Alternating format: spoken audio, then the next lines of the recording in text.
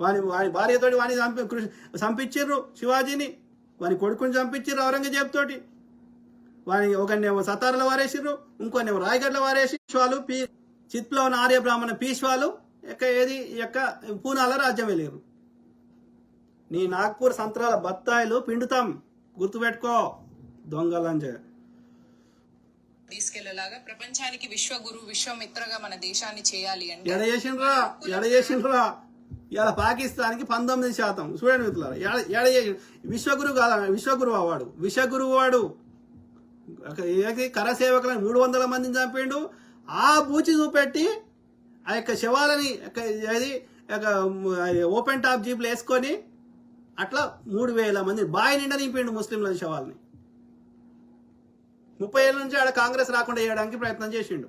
అంటే ప్రజల దృష్టిని డే టు డే సమస్యల నుంచి మరల్చి హిందూ ముస్లిం గొడవలు ఉంటాయి.